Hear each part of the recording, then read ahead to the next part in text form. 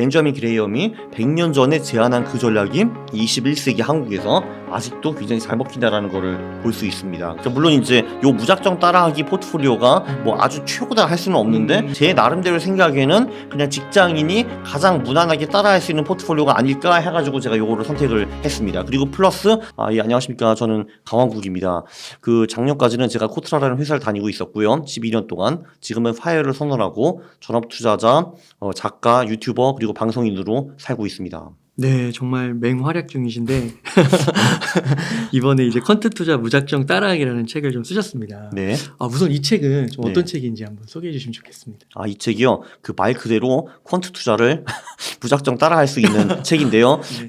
왜냐면은 제가 책을 여러 권 썼고 지금 이게 제 네 번째 퀀트 책이기는 한데 열심히 잘 읽었는데 어떻게 하는지 잘 모르겠다 하시는 분들이 좀 계셨어요. 제가 보기에는 누가 봐도 어떻게 하는지 딱 보이는데 이제 잘 어렵다고 하셔가지고 심지어 그 소프트웨어에 제가 들어가가지고 어디를 클릭하고 뭘 누르고 뭘 누르면은 이제 뭐가 나온다. 이제 이런 식으로 정말 무작정 따라하면은 누구나 퀀트 투자를 할 수 있도록 그런 식으로 제가 책을 썼습니다. 네. 그 소프트웨어는 혹시 네. 뭐 쓰시는 거예요? 저는 이제 퀀터스라는 소프트웨어를 쓰고 있고요. 네. 여기 한번 뭐 보여드릴게요. 이제 네. 이런 소프트웨어인데 여기서 이제 할 수 있는 거는 일단 퀀트에 들어가는 팩터들이 여러 개가 있잖아요. 그럼 그 팩터들이 실제로 수익을 내는가 안 내는가 이제 그거를 검증을 할 수가 있고 그리고 그 팩터들을 몇 개 섞어가지고 전략을 만들 수가 있고 그리고 그 전략을 통해서 종목을 뽑아낼 수가 있습니다. 이런 걸 할 수가 있고요. 그래서 오늘이 지금 10월 27일인데 제가 10월 26일, 27일 그 이틀에 걸쳐가지고 여기서 종목 뽑아가지고 매수를 하고 여기 오는 길입니다. 정말요? 네. 혹시 뭐 오늘 건 아니더라도 네. 요 퀀터스로 어떻게 네. 하는지 좀 예시를 하나 보여줄 수 있으실까요? 그렇죠. 이제 이 시간이 굉장히 중요할 것 같은데요. 네. 그러니까 사실 이게 이 퀀트라는 게 늘 똑같은 패턴을 따릅니다. 자 1번은 어디선가 우리가 아이디어를 가져와야겠죠. 그러니까 뭐를 해야 될지는 알아야 되니까요. 그래서 뭐 예를 들면은 옛날 옛적에 벤저민 그레이엄이라는 사람이 책을 썼습니다. 증권 분석이라는 책을 썼는데요. 그 책을 보고 워렌 버핏이 굉장히 탐복을 했다라고 하죠. 난 5번 읽었습니다 하는 책이 있거든요. 자 그러면 우리는 그 책에서 투자 아이디어를 가져올 수가 있어요. 물론 거기서 훌륭한 말을 많이 하셨지만 이런 말씀하셨습니다. 벤저민 그레이엄이 저 PBR 그리고 고배당주가 좋다라는 말씀을 하셨어요. 자 그러면은 그걸로 우리가 전략을 짤 수가 있습니다. 왜냐하면 우리는 거기에 3개의 팩터가 있고 그 3개의 팩터를 결합한 전략을 만들 수가 있거든요. 그러면은 그걸 한번 해볼게요. 자 유니버스 한국어로 하고 참고로 퀀트 투자를 할 때는 제가 6대 사회학이라고 부르는 이런 애들을 먼저 필터링을 하는 것이 좋습니다. 사회악? 네, 사회학, 금융주, 지주사, 관리 종목, 적자 기업, 그리고 중국 기업. 정말 쓸모없는 것들이거든요. 근데 일단 이런 애들을 먼저 빼는 것이 좋습니다. 여기는 한국에 상장된 중국 기업을 말합니다. 네. 저는 이제 텐센트나 알리바바를 말하는 게 아니라 소위 중국이나 미국에 상장을 못 해가지고 그 한국 시장이 해외 기업에 좀 개방적일 때 그걸 악용해가지고 들어와서 상장한 그런 쓰레기 같은 기업들을 말하는 거예요. 물론 빼야 됩니다. 그래서 이제 이런 식으로 필터를 다 넣었어요. 6개를. 그러니까 금융주, 지주사, 관리 종목, 적자 기업, 그리고 적자 기업은 이제 최근 분기 그리고 연간으로 구분이 되고요. 얘들 다 필요 없어요. 네. 혹시 금융주는 왜 제외하시는 거예요? 금융주요? 네. 기본적으로 금융주의 그 수익 자체가 별로 그렇게 높지가 않아요. 전반적으로. 그래서 금융주는 여기 뭐 보험도 있고 은행도 있고 저기 증권사도 있고 하는데 얘네들이 수익 자체가 좀 저조할 뿐만이 아니라 뭐 그렇죠. 네. 예, 그래서 그렇습니다. 굳이 뭐 그렇게 할 필요는 없다. 네. 다른 종목도 많은데. 저는 늘 말하는데 이제 금융기업들은 거기 직원들의 복지를 위해서 있는 기관들이지 고객과 주주들을 위해서 있는 기관이 아니다라고 저는 늘 말을 하고 다니죠. 네. 어쨌든 그래서 일단 뺐고요. 네. 그리고 다음으로 넘어가 볼게요. 보면은 여기 이제 팩터들이 여러 개가 있어요. 이렇게. 그럼 제가 조금 전에 말한 팩터들이 팩터가 있었고 PBR가 있었고요. 배당 수익률이 있었습니다. 자, 그럼 얘는 어떻게 하냐면은 이게 PBR 배당 수익률 지표가 3개가 있는 거잖아요. 그러면은 각 3개 지표의 순위를 계산을 합니다. 네. 그러니까 한마디로 퍼의 순위, PBR 순위, 배당 수익률 순위. 그러면은 왜 학교에서도 시험을 볼 때 국영수 보잖아요. 그러면은 그 국영수의 점수를 합산해 가지고 전교 1등, 2등을 매기는 거잖아요. 이런 식으로 해서 퍼, PBR, 배당 수익률이라는 시험을 봐서 거기서 이제 전교 1위부터 20위를 우리가 매수를 하는 겁니다. 네. 그리고 이런 거 빼고요. 잠깐만. 요거 빼고. 이런 팩트는 빼고 다음으로 넘어가면은 그러면 이게 벤자민 그레이엄의 전략이 되게 유사한 거네요. 그렇죠. 예, 왜냐하면 벤저민 그레이엄도 늘 노래 불렀던 것이 저퍼 저피비와 고배당주가 좋다라고 하셨거든요. 그러면 여기서 이제 테스트를 하는 건데 그 거래 비용을 제가 0.6%로 좀 크게 잡았습니다. 이게 왜냐하면 소형주도 많이 들어가기 때문에 사고 파는데 비용이 좀 소모가 될 거거든요. 이게 슬리피지 같은 거. 참고로 제가 오늘 이제 그 1억을 사고 제가 어제 2억을 샀는데 근데 이제 그 비용 그러니까 한마디로 이제 들어간 비용은 한 0.2% 정도였어요. 그 말이 뭐냐 하면은 그러니까 최근 체결가가 예를 들면 10,000원으로 나왔으면은 가끔 그거를 10,000원으로 못 살 경우가 있잖아요. 왜냐면 제가 금액이 커지면은 그 10,000원으로 못 사고 조금 더 비싸게 살 수 있는 가능성이 있잖아요. 그래서 제가 조금 더 비싸게 지불하고 산 경우가 있어요. 그래서 그 평균을 다 내보니까 제가 보통 평균적으로 최근 체결가보다 한 0.2% 정도 비싸게 샀습니다. 네, 어쨌든 근데 저는 이제 크게 한번 0.6으로 넣어볼게요. 아주 보수적으로 네. 넣어보고 그 분기별로 기업들을 그 20개인데 분기별로 얘네들을 리밸런싱 한다라고 하는데요. 왜 학교에서도 분기마다 시험이 있잖아요. 그 저기 중간고사, 기말고사, 중간고사, 기말고사. 그럼 그걸 볼 때마다 당연히 전교 1등부터 20등 애들이 바뀌어지겠죠. 그죠? 근데 주식도 똑같다고 보시면 돼요. 한마디로 분기에 한번 이렇게 전교 1등부터 20개 애들을 갈아 끼우는 거죠. 이런 식으로 우리가 2002년부터 지금까지 한 20년 정도 투자를 했으면은 어느 정도의 수익이 난지 알아보겠는데 그 전에 로그인을 하라고 하네요. 아, 죄송합니다. 그래서 로그인 해야지. 그죠? 자, 그러면은 자, 이건 똑같고 이렇게 됐고 자, 그러면은 다음 저장이 되어 있네요. 기특하게. 저장이 되어 있네. 자, 가서 그러면은 하고 오케이. 분기별 20개 종목 20년이라고 하고요. 리밸런싱 전략이 오케이 됐고. 자, 고. 그러면은 얘가 이제 돌아가기 시작합니다. 그럼 얘가 이제 최근 20년 동안에 한국에서 주구장창 저퍼 저피비와 고배당 주식을 샀으면은 어느 정도 수익이 나오는가 얘가 막 돌아가면서 이제 계산을 하는 거죠. 근데 오래 걸리지 않습니다. 보시다시피. 자, 얘가 나오거든요. 네. 그럼 이제 연봉리 수익이 29%라고 나옵니다. 이렇게. 와. 네. 근데 우아가 하는 게 아니라 이게 훨씬 더 많이 높일 수도 있어요. 근데 이제 그러니까 요 전략 한마디로 벤저민 그레이엄이 100년 전에 제안한 그 전략이 21세기 한국에서 아직도 굉장히 잘 먹힌다라는 거를 볼 수 있습니다. 그러니까 한국에서 벤저민 그레이엄 책을 열심히 보고 거기서 따라해가지고 저퍼 저피비와 고배당 주식을 찾아가지고 투자를 했으면은 많이 벌 수 있었다라는 게 결론이었고요. 근데 물론 이 전략이 그렇게 쉬운 거는 아니에요. 왜냐하면 여기 보면은 깨질 때는 얼마 깨지는가도 나옵니다. 예를 들면은 2007, 8년, 9년 그때 금융위기였잖아요. 그때 이제 58% 날라갔고 18년부터 20년 코로나와 그 직전에 48% 날라갔고요. 그리고 20% 이상 깨진 게 또 이렇게 두 번이 있네요. 이렇게. 그리고 이제 그러니까 한마디로 5년에 한 번은 20% 이상 박살이 나고 10년에 한 번은 반토막이 난다. 이런 전략이에요. 보시면은 연별 수익들이 이렇게 쭉 나오는데 보면은 2017년과 2020년에는 커스피, 벤치마킹 커스피보다 수익이 안 좋았습니다. 보시다시피 2008년에는 28% 깨진 적도 있었고요. 2018년에도 24% 깨졌고 이렇게 마이너스 수익이 날 때도 있고 근데 또 잘 보면은 2005년은 236% 벌기도 하고 그래서 이렇게 연별 수익이 천차만별이다. 대부분 투자자들은 근데 이런 거에서 충격파를 얻게 되죠. 이제 왜냐면은 내가 투자를 시작했는데 갑자기 48% 뜯겼어요. 네, 그러면은 당연히 투자를 하고 싶지 않겠죠. 그러면 그만두는 경우가 많습니다. 네. 근데 이걸 20년 끌고 갔으면 되는 건데. 그렇죠. 20년 동안 주구장창 끌고 가면은 원금이 185배가 되는 거죠. 18,400%니까. 그리고 이제 이거를 종목을 또 뽑을 수도 있어요. 그러니까 예를 들면 이 전략이 좋다. 나는 벤저민 그레이엄의 학생이 되고 싶어 하면은 여기 가가지고 이 종목들을 뽑으면 됩니다. 똑같이 가서 다음 누르고 이렇게 똑같은 팩터 나왔죠. 그다음에 다음 누르고 20개 종목을 뽑아라라고 하면은 얘가 뽑아줍니다. 참고로 제가 오늘 요 전략으로 산 거는 아니고요. 이건 샘플 전략이죠. 이거는. 보면은 종목들이 이렇게 뜹니다. 한국에서 퍼와 PBR가 낮고 배당을 많이 주는 기업들, 뭐 HD 현대부터 이런 애들이 이렇게 나옵니다. 이렇게 네, 이렇게 나오고요. 이런 기업들이고 이런 기업들이 한국에서 퍼가 낮고 PBR가 낮고 배당을 많이 준다라고 볼 수가 있고요. 그리고 한국 시장에서는 소형주에만 투자를 하면은 수익을 엄청나게 부스팅을 할 수가 있습니다. 네, 부스팅. 그러니까 이제 여기 보면 대형주도 좀 보이잖아요. 현대제철이라든지 뭐 저기 동국제강 또는 뭐 HD 현대 이런 애들이 있지 않습니까? 얘네들은 제 기준으로는 다 대형주거든요. 네. 근데 소형주로 하면은 수익이 훨씬 더 좋아집니다. 그것도 한번 보여드릴게요. 네. 여기 다 똑같이 하는데 여기 필터를 하나 추가해가지고 시가총액을 하위 20%로 가져가 보겠습니다. 시가총액 하위 20%. 그럼 소형주가 되는 거겠네요. 그렇죠. 네. 그러면은 보통 시가총액이 700억 이하로 나와요. 한국에서 제가 알아보니까 이 소위 6대 사회학 필터를 통과한 기업 중에서 시가총액이 가장 낮은 기업이 250억이에요. 그리고 한 300억 미만 기업이 8개 정도 있고, 그리고 하위 20% 커트라인에 들어가려면은 시가총액이 700억 원 미하여야 되는 겁니다. 그래서 이제 해보면은 똑같은 팩터 나오고, 이거를 그냥 똑같이 돌려볼게요. 그냥 똑같이 20개 종목으로 돌려보겠습니다. 그 거래 비용은 0.6%면 저는 충분한 것 같아요. 왜냐면 오늘 제가 해보니까 0.2%밖에 안 나왔으니까. 네. 사실 어제 제가 2억을 살 때 0.18% 나왔고요. 오늘 제가 1억을 샀는데 0.12% 나왔어요. 거래 비용이. 그러니까 생각보다 소형주를 사고 파는데 들어가는 비용이 크지 않다라는 거를 볼 수 있습니다. 네, 열어보면은, 그쵸. 보면은 확실히 소형주로 하니까 수익이 좀 더 부스팅이 됐잖아요. 29에 35로 들어갔으니까.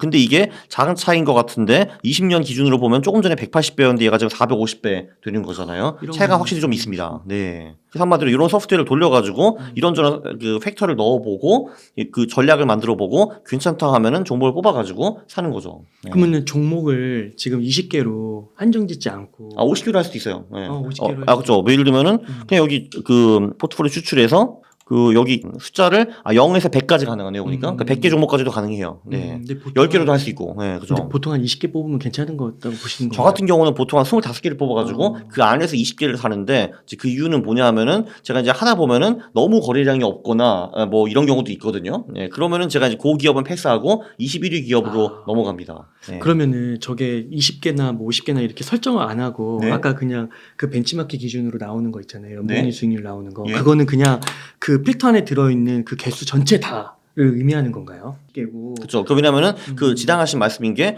우리가 투자를 할 때 네. 전교 1위부터 20위까지 투자할 것인가, 네. 아니면은 뭐 그냥 50위까지도 봐주겠다. 네. 1위부터 50위 이렇게 할 수도 있죠, 당연히. 네. 네. 근데 20위까지 한 게 아까 이제 20몇 프로 연봉이 30몇 프로 이렇게 나온 거고요. 그렇죠, 그렇죠. 네. 그리고 이제 그 종목들을 포트폴리오 추출로 하면 볼 수 있는 거죠. 그렇죠. 네. 아, 그렇게 하는 거군요. 네, 그래서 퀀트 투자가 뭐 다 어렵다고는 하는데 이제 별로 어려울 게 없어요. 제가 보기에는. 그러니까 제가 어렸을 때는 어려웠습니다. 이런 게 없었으니까요. 그때는 짱났죠. 이걸 직접 이제 막 익스로 찾고 막 하는 거니까. 네. 근데 지금 이런 게 다 있어가지고 정말 쉬워요. 제가 보기에는. 그러면은 네. 진짜 볼 때 너무 쉬운데 네. 벌써 진짜 5분 안에 벌써 이게 나온 거잖아요. 그죠? 전략 네네. 하나를 예. 벤자민 그레이엄의 전략을 통해서 우리나라에 적용해서 나온 거잖아요. 맞아요. 네. 너무 신기하고 대단한 것 같은데 빠르고.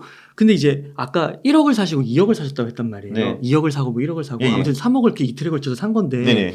그러면 그거는 이게 종목 20개로 나오면은 그거 선정을 하셨어요. 그렇죠. 네. 그렇죠. 여기 좀, 그러니까 예를 들면은 제가 이 전략을 써가지고 이거를 사고 싶다고 제가 이제 맞아요. 가정을 해볼게요. 네네. 예, 그죠. 이런 친구들을. 네. 맞아요. 물론 이게 지금 매수 그 이제 추천은 아니고 이제 그 벤저민 그레이엄 전략에 따르면은 이 종목들이 최선이다라는 거죠. 지금은. 네네. 네. 예. 그러면 여기에 네. 예를 들면 이제 20개니까 네. 2억이면 이제 1,000만 원씩 그죠, 그죠. 네. 태우시는 거예요? 그죠. 그러니까 예를 들면은 제가 지금 HD 현대 주가가 얼마인지 모르겠거든요. 근데 그렇죠. 예를 들면 뭐 10,000원이라고 치면은 1,000주를 사는 거고, 뭐 대창 스틸이 5,000원이다 하면 그 2,000주를 사는 거고, 뭐 이렇게 하는 거죠. 네. 그죠. 신세계 건설이 10만 원이라고 치면은 그럼 100주를 사는 거고. 그죠. 네. 그러니까 그 지난번에 예. 오셨을 때 제가 좀 놀랐던 게 네. 이 기업들을 모르신다고 했잖아요. 지금도 몰라요. 네. 네. 저 어제 오늘 산 기업 뭔지 하나도 몰라요. 네. 그냥 네. 돌리면 나오면 그냥 사시는 거잖아요. 그죠. 네. 와, 그렇구나. 왜냐면은 이거를 제가 이제 소형주로 한번 뽑아보잖아요, 이게. 그러면은 되게 이상한 기업들이 나올 거예요, 분명히. 그죠. 이게 하고, 그죠. 시가총액 있지. 다음 가고. 동일, 그치. 다 똑같고. 다음. 이거 한번 뽑아볼게요, 제가. 네. 뽑아보면은 이런 기업들이 나오거든요. 정말 대부분 득보들이고요. 시가총액이 보시다시피 다 700억 이하예요, 보면은. 네. 그리고 물론 아는 기업도 있긴 있어요, 가끔 건데. 스틸은 뭐 철강 기업이겠죠. 근데 이 정도만 알아요, 저는. 몰라요, 여기서 뭐 하는 건지 애들이. 네. 그냥 이걸 사시는 거잖아요. 그죠? 네, 맞아요. 네. 와. 네. 더 이상 부상 안 하고. 네. 예. 근데 그러면- 그런 분들도 있어요. 이거 뽑은 다음에 그 후에 본석을 들어가시는 분들도 있더라고요, 보니까. 예. 그러니까 도대체 사조 오양과 화천기공과 서원이 뭐한 놈들인지 분석하는 분들도 계세요. 예. 근데 제가 재밌는 건 이런 거 들었어요. 이제 제가 어떤 기업이라고 밝힐 수 없는데 그 이름을 들으면 누구나 아는 어떤 이제 그 공기업 그 사장님이 최근에 은퇴를 하셨어요. 이제 그분도, 근데 그것도 상장 기업이거든요. 이제 그분도 이제 퀀트 투자를 열심히 공부를 지금 하고 계세요. 왜냐면 은퇴를 하셨으니까 주식 투자를 하시려고. 근데 이제 그분이 그 전에는 공무원 생활도 꽤 하셨거든요. 근데 30년 넘게. 그래서 한국의 상장 기업들이 거의 다 아신대요. 소위 득보주들도. 근데 그분이 말씀하시기에 탐복한 게 퀀트를 정말 뽑아보니까 엄청나게 우수한 기업들이 많이 뽑힌다고. 아, 그래요. 예, 저는 솔직히 대창 스틸과 가오전선이 우수한 기업인지 아닌지 솔직히 모르겠거든요. 근데 그분은 그게 보이시나 봐요. 뽑으니까 되게 좋은 기업 많이 나온다고. 그게 탐복을 하시더라고. 저는 그래서 저도 몰랐는데 알게 돼서 감사합니다 했죠. 그래서 그러면 아까 그 연봉리로 네. 뭐 29, 뭐 30년 나왔잖아요. 네네. 뭐 예를 들어 그 30이라고 한다고 하면 그거는 그 처음에 이렇게 사신 다음에 네. 매도를 하지 않고 20년을 끌고 갔을 때의 결과입니다. 분기한변 리밸런싱을 한 겁니다. 아까 그거 설정이 된 것처럼. 그렇죠. 그러니까 한마디로 지금 이거는 추출일자가 10월 25일이네. 그러니까 10월 25일 기준으로 지금 이 얘네들이 그 소위 퍼 PB와 배당 시험에서 전교 1등부터 20위를 한 친구들이잖아요. 여기 요 친구들이. 근데 전교는 아니고 이제 소형주 내에서. 예. 그런데 제가 이제 추출일자를 3개월 후에 하면은 종목들이 당연히 좀 달라질 겁니다.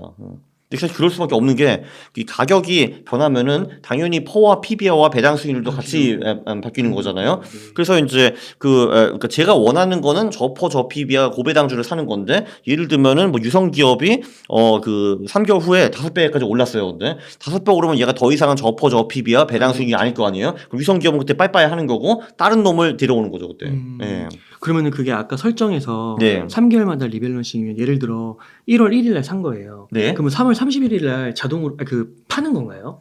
사실 뭐 리밸런싱을 예를 들면 6개월 후에 3개월 후에 해보면은 그러니까 새로운 종목들이 이렇게 이제 나올 거 아니에요 이렇게. 네. 근데 뭐 이 중에서 그러니까 얘는 사라졌어요. 가온전선은 없어 더 이상. 그럼 이제 그 대신에 뭐 딴 애가 있을 거 아니에요. 뭐 개똥이라든지 이렇게. 네. 걔만 바꾸는. 네, 그렇죠. 개똥이가 나오면은 그럼 이제 가온전선은 팔고 개똥이는 들어오는 거죠. 네.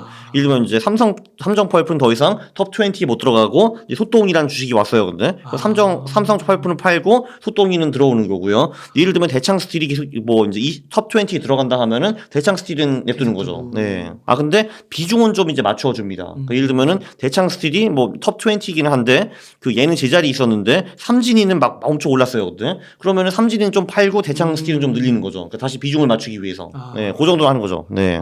그렇군요.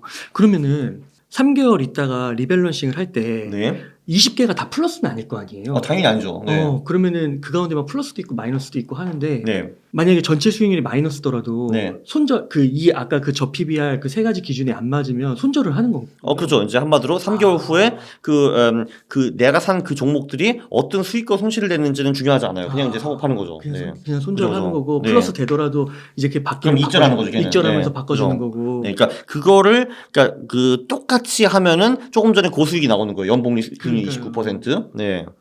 그러니까 그 당해에 그 전략을 고수하기가 사실 쉽지는 않은데 그래도 이게 데이터로 봤을 때는 엄청난 수익률을 고수를 하면은 그 원칙을 지키면 그렇게 되는 거군요. 그렇죠. 근데 어차피 대부분 사람들이 그거를 할 수 없기 때문에 그건 저는 알거든요. 못 한다는 거를.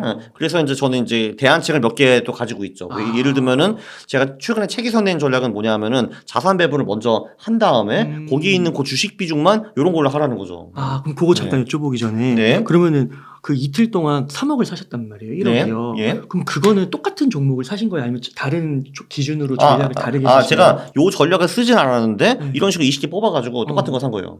이틀에 걸쳐서 그냥 사신 거예요? 네. 그럼 그걸 굳이 이틀에 놔둬서 살 필요가 있어요? 그러니까 하루 동안. 원래 제가 어제 다 사려고 했는데 어제도 제가 유튜버 출연이 하나 있어가지고 하다 보니까 시간이 다 돼가지고 그냥 냅둬주고 간 거예요. 그냥. 그래서 원래는 제가 하루에 다 사려고 했어요, 사실은. 네. 근데 이제 그거 못 하고 이틀 나눠서 어쩔 수 없이 산 거죠. 물론 이제 제가 이제 알기로 강욱 작가님이 자산이 많으시니까 그 가운데서는 그 2억 3억이라는 돈이 일부분일 것 같긴 하지만 네. 웬만한 사람들의 입장에서는 그게 되게 큰 금액이잖아요. 그러니까 그거를 하루에 그냥 다 사시는 거네요. 보통 그냥 들을 수 있죠, 당연히. 근데 올해 같은 경우는 제가 어떻게 하려고 하냐면은 올해는 하도 이제 장이 안 좋고 하니까 10월 말, 11월 말, 12월 말에 또 나눠서 살려고 해요. 그러니까 이제 3등분 해가지고. 그리고 10월 말에 제가 들어갔는데 11월에 장이 막 작살나 버렸다 하면 그냥 전 손절하고 나오고 11월에 안 살 거예요, 제가. 그런 식으로 할 거거든요. 네.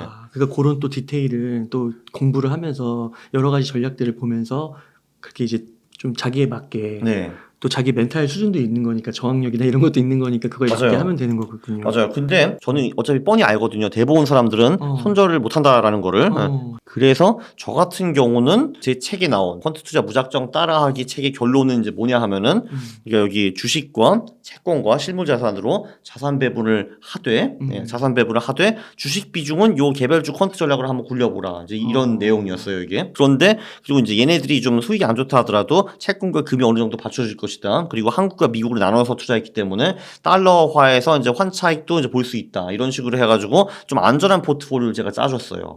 그래서 이제 이런 식으로 책에서는 무작정 이것만 따라하라라는 거죠. 그리고 이렇게 하고 리밸런싱을 주기적으로만 하면 된다라는 거예요. 그래서 손절이 필요 없게 이런 식으로 제가 포트폴리오를 만들어놨거든요. 근데 저 같은 경우는 손절하는데 아무 그 이제 심리적인 문제가 없기 때문에 저는 요거랑은 조금 다른 전략을 쓰고 있긴 합니다. 그러나 저는 알고 있죠. 대한민국 투자의 98%는 손절을 못한다는 거. 네.